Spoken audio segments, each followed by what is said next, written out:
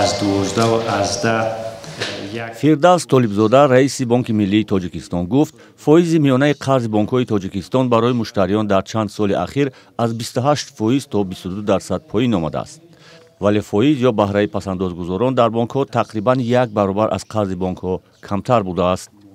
бо пули миллӣ пасандоз агар ки фоизи миёнавазн бо пули миллӣ гузорем дар доираи 12.9% аст.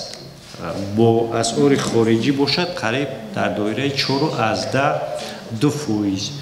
то чӣ андоза мувофиқ будану набуданаш ин аз худи муштарӣ ва бонк вобастагӣ дорад, барое ки ин аз як тараф муштарӣ маблағ мегузорад, аз дигар тараф бонк гирифта минбаъда қарз медиҳад.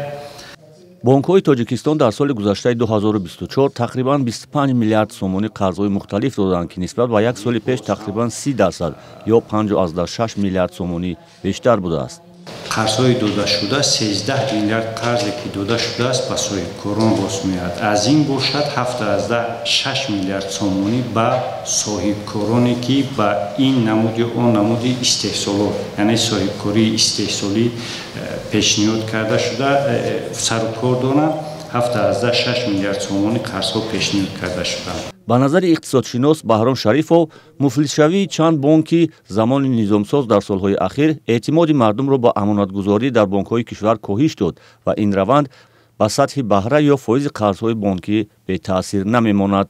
бонкҳои низомсоз агар муфлис намешудану дар ин вақт ҳисоби вай маблағҳои суғурта пардохт мешуд, боварӣ зиёд мешуд ва аз ин ҷиҳат имконияти ҷалбкунии маблағ ба бонкҳо зиёд мешуд. ба иттилои расмӣ бақияи умумии пасандозҳо дар бонкҳои кишвар 25.5 миллиард сомониро ташкил медиҳад ки нисбат ба соли гузашта беш аз 30% зиёд будааст.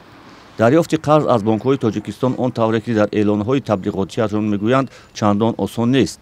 муштарӣ пеш аз он ки аз бонк қарз гирад, нахуст маълумотнома аз ҷои кор бо нишон додани ҳаҷми маош, маълумотномаи ҷои иқомат, кафил ва ҳамчунин гарав дар шакли амволи манқулро бояд ба бонк пешниҳод кунад. дар тоҷикистон дар маҷмӯъ 16 бонк ва 65 ташкилоти қарзи молиявӣ мебошад.